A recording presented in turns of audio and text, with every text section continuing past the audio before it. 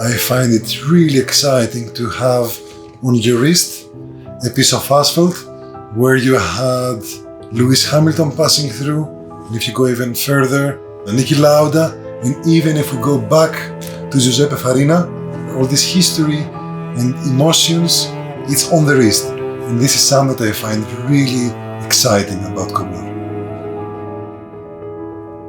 The watch industry is constantly looking for something new, for the unique.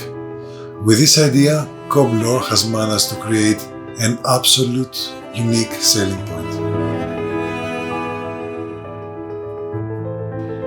And not only every watch is unique because of the dials, but every series is also limited. COBLOR.